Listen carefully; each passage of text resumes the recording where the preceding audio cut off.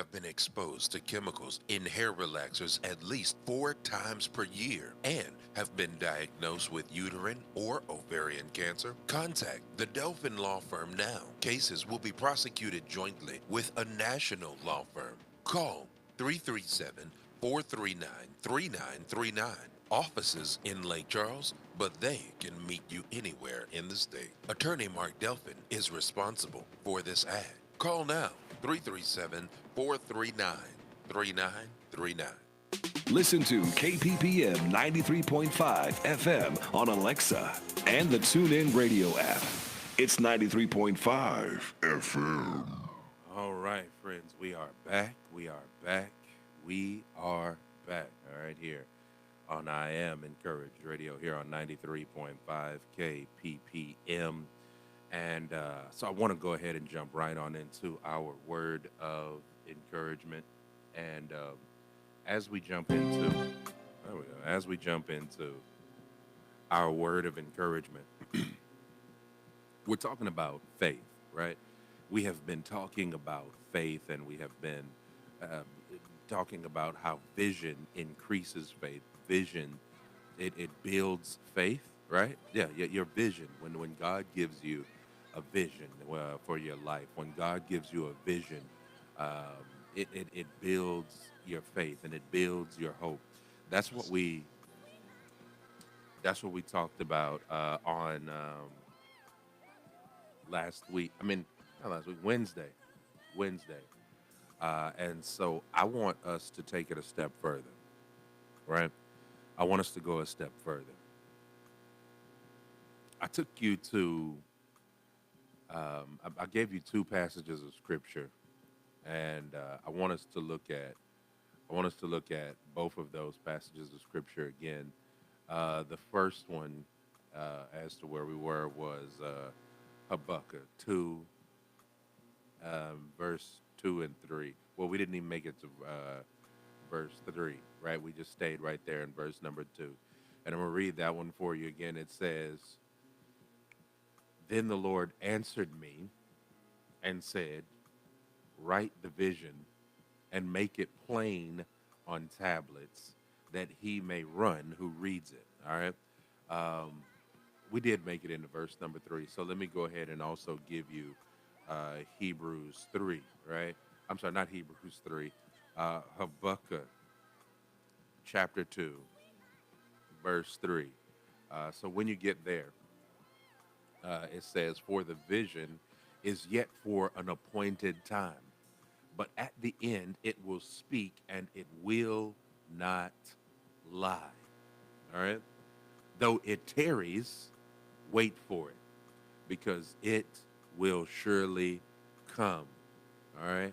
It will not tarry. All right? Now, here's an interesting conundrum, if you will, is that he says and this is again the Lord speaking, and he's speaking to the prophet here, and he says, listen,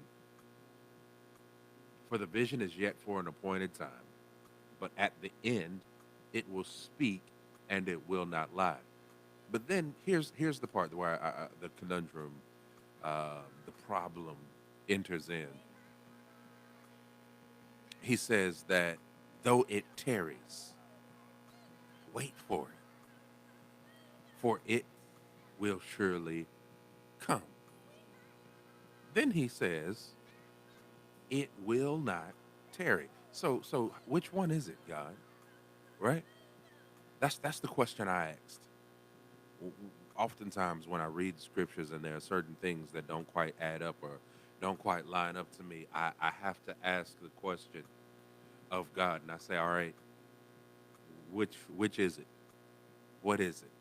Because it says one thing here, and then it turns around and says something different in the same verse or the next verse over or a few verses down. And here it says, "Though it tarries, wait for it. For in the end it will speak and it will not lie." Then he says, because it will surely come, right? And then he says, it will not tarry. But you just said, though it tarries. And this is why I love God.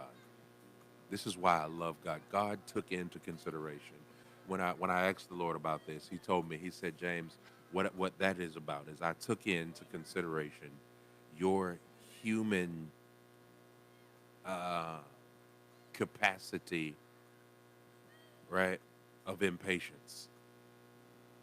So, well, okay, I can understand that, but let me help you to better understand that. Let me break that down for you. What he's saying there is what he's saying, and he understands the human capacity of impatience or for impatience. He's saying, listen, to you, it will seem as though it is taking forever to happen. For to you, it will seem like it's taken far too long to come. I gave you this vision, right? There's another passage of scripture that says that the problem that we have in this life is that God has placed eternity in our hearts, right? And that what that says or what that means is that we've got this vision that is larger, that is longer, that is bigger than us. And so then when we get into places and situations where life doesn't match up with the vision that God gave, we become impatient, right? And so as we become impatient, then what he's saying here is to you, this vision will seem as though it will tarry to you because see, I gave you this vision and you're like, ooh, all right, well, yeah, that's how my life is supposed to be. That's how, yeah, okay. And then you go and it don't happen that way, right? It's just not working out like that. And you're like, what in the world? Like, what's going on here? Like, come on, right? But he's saying, listen, in my eyes, on my side of things, it's not tarrying, right? It's not tarrying. It's in my eyes, it's already done. Cause see, you're looking at where you are at. I've showed you where you're gonna end up. So I already know what's gonna happen, when it's gonna happen, and God is there in eternity. And He's like, look, all you gotta do is just do what I say do, right? Stay put.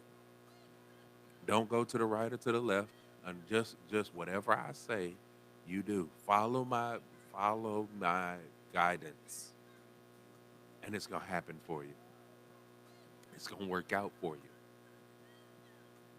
But so many times, and this is what the frustrating things about vision. We get the vision, and we think that the vision is for today and right now. We do not grasp, we do not get, right, that the vision was designed, was sent to give us hope and to build our faith. To give us hope, right? Jeremiah 29, he said, verse 11, for I know the plans, right? I know the vision that I have for you. I promise you, it's a plan of good. It is a vision of good and not of evil. It's a vision to prosper you. It's a plan to prosper you and to bring you to an expected end. So even though where you are right now, it doesn't quite line up with everything that God has shown you. Even though everything that is, it's like I have a friend, or had a friend, have a friend. I don't know how to label that one. It's a complicated situation. I just will say for now, I had a friend. She was going to school to be a doctor, right? And I remember she was going through all these different things, and she had to go to this school, and there was she didn't have financial issues, but she was just concerned about a couple of things regarding all that. And she was like, I know what it's supposed to be in the end, but what about the right now? Right? I know where, but what about now? What about? And friends, see, that's the thing is she had a vision of being a doctor. She knew that's what she wanted to do with her life. Was putting in all the work and the effort, was going to the schools, and she was traveling and like to the different schools and all that. And she was like, all right, one day this will all pay off. And I remember she had dreams and visions of what she wanted to do. She wanted to have children. She wanted to do, and it seemed as though, like, man, I don't know if this is gonna happen because I'm getting older and I'm still in school and I haven't met the right person, or I haven't settled down with the right person, and it just, But now, right? All these years later, 15 or so years later, she's got two girls, right? She's got her husband. She's a doctor, right? Practicing, doing what it is that she's always saw herself doing, living the life that she knew she could and should be able to live. But the vision. So see, here's the thing. The reason why I have to spend so much time on this, and the reason why I sped through a lot of the initial part, right? I was real excited. I was going fast, but the Lord told me to slow down here because see, for some folks, vision has become a trap. The vision that God has given you, the vision for your life has become a trap. You say, well, what do you mean? How can a vision become a trap? Listen, some of you, you say, look, I know what God has for me. I know what he told me. I know what he said, right? And you get so wrapped up in that you start trying to do anything and everything that you can to make the vision come to pass in your own power, in your own strength. But what God says is, if I gave you the vision, I gave you, I was watching, um, I get nostalgic every now and then, right? And I miss the days of having my nieces and my nephews be, well, they were always around me, always around me. And then, you know, they were also very little children. They were babies. And we used to watch a show called The Backyardigans, right? And every now and then I get nostalgic and I miss my babies. And so I go and I watch, something that maybe we used to watch back in the day. And so I went and I was watching The Backyardigans by myself as a grown man. And they had an episode on where they were pretending to be pirates, right? So they were pretending to be pirates. And there were two sets of pirate groups. I don't remember, I know their names, but I don't think I know which groups were with who. So either way, so they had two that were, a group and they were pirates, and then another two. And they both had one half of a treasure map. One half had half of where the X was. The other half had the other half of where the X was. So the X was split down the middle and they both had the halves of the map. And they were trying their best to find the treasure.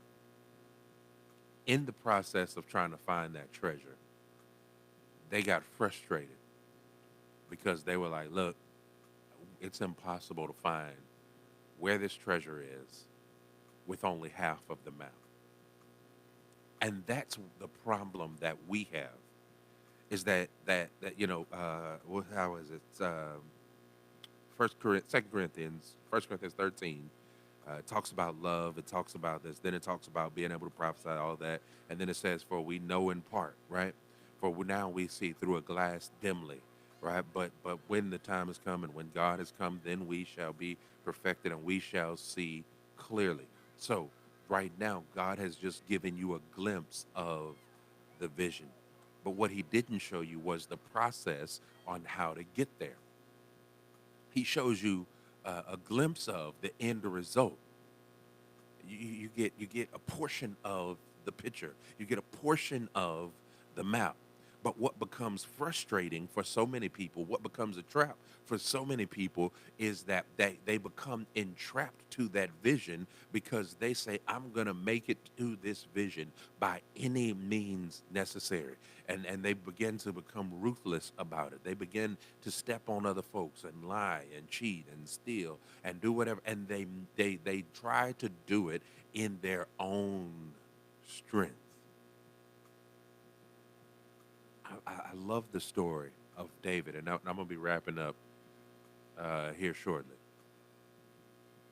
But I'm talking about how vision builds faith. But I can't tell you that vision builds faith without also telling you that that the vision that God gives you can sometimes be a trap if you do not. And it's never that God sends it in your life to be a trap, but it becomes a trap when you take that vision and you put that vision on such a high pedestal. You put that vision on such a high plane that now it becomes something that is hard to, you know what I mean? Like you put everything above that vision. Oh, God showed me I was going to do this. And so I put it above everything else. You forget about, all the other principles and things, you know, love thy neighbor as you love thyself. You forget about all that stuff. And it's about me and this vision. It's about accomplishing this vision. Listen, let me just tell you, I've shared before. I've seen it happen so many times, right? God showed me that there were three things. I'm going to just use the three things, the main three things. There's a fourth thing, but, we'll deal with that another time. God showed me three things that I would do with my life, right? I'll give you the fourth because y'all already know it anyway. He told me I would be a husband. He told me I would be a father. He told me I would be a pastor and that I would be an author, right? I know that. Three of the four have come to pass. The one that hasn't is me being a father. Now, somebody say, oh, he always talking about the same thing, but I'm going somewhere with this. I want you to stay connected. Don't tune me out just yet. I have encountered so many people who had a vision of themselves as a parent. And because they had that vision by a certain time and by a certain age, when it did not happen, when it had not happened, what did they go do? They started trying to make it happen. They started, sexing and anything, everything, intentionally.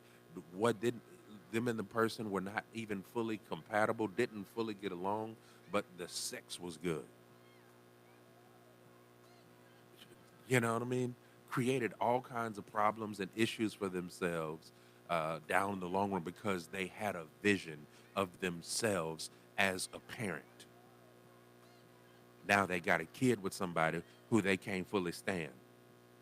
Now they not only have a kid with somebody who they can't fully stand, but they having to do custody hearings and they've got to do this and they've got to, deal with, then they get into a relationship with somebody who they actually like and love and want to be with, and they got to deal with, co-parenting and baby mama drama and baby daddy drama and all that because they were so entrapped by a vision. Don't let the vision that God gave you become a trap, but let it build your faith and say, okay, God, you gave me this vision. Now, what is next? Show me the next step. Show me the next way. Show me what's next. Lord, guide me. Guide me. What is the 23rd number of Psalms, right? It tells us. It says, it talks about how he leads me beside the still waters. He, all this other stuff. He has a plan and a purpose. And if you allow him, he'll lead you beside still waters, right? He'll make you to lie down in green pastures. He'll make he'll prepare rather a table before you in the presence of your enemies. Like if you allow him to, right? But see, we've got to get to this place to where we say, okay, God, I know the vision you gave me. I know the vision you gave me, and the vision is good. That's great. I worship you, not the vision. Uh-huh. See, because that's the problem that so many times we have. We have this vision of, oh, I'm supposed to have a Mercedes. I'm supposed to have a Lexus, and we go and we get it knowing we can't afford it and the insurance plus the mortgage. And then something start falling behind and we start, oh, I need a financial breakthrough. I need listen. He has a vision for you to have that. But maybe you missed some key steps along the way. And then you say, oh, I want it now. I don't want to have to wait till I'm too old and can barely see and can't. Listen, God has a plan and a vision.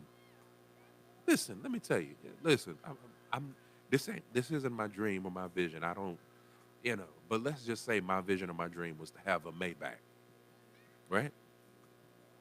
I believe whether he makes the way now or 20, 30 years from now, and I can't fully drive, and I got to get a chauffeur to ride me around in that Maybach, that I shall have my Maybach, right?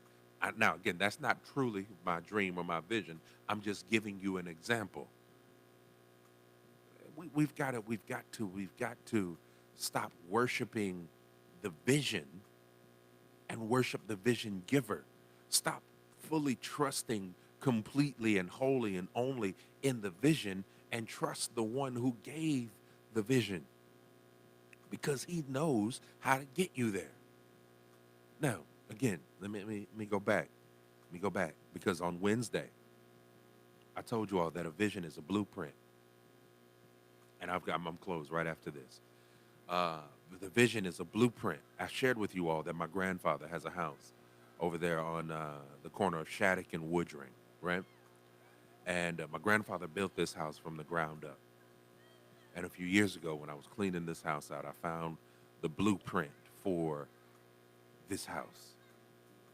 And I can take his blueprint and I can go and build a house just like it, right? Now, what I didn't tell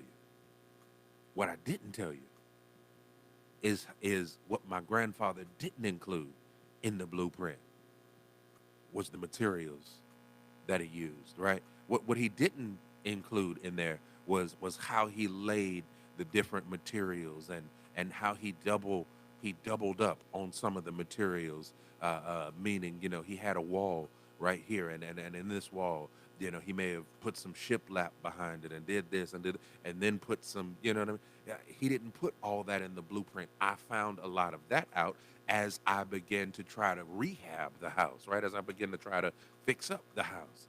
And I began to look, oh, he doubled this. Okay, so there's brick out here. Then there's a layer of shiplap and, first a layer of insulation. Then there's shiplap. Then he had this. Oh, okay. As I began to get into it, then I began to say, oh, that's what he did. So again, it's good to have the blueprint. But it wasn't until I began to really, try to dissect that thing, right? Being my grandfather's house. And I began to try to clean it up and get it ready and prepared. And that I began to see what it is that he did in building the house. And now I can take and build a house just as sturdy with this, but like he did. But here's the issue. Again, and this is how I'm going to close this thing out. We get these visions. We get the vision in our lives. We get the vision for ourselves.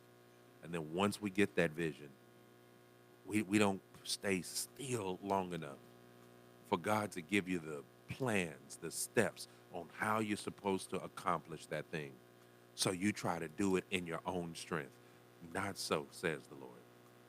If you want to build and you want to do anything after God gives you the vision, allow God then to show you the steps on how to get it done.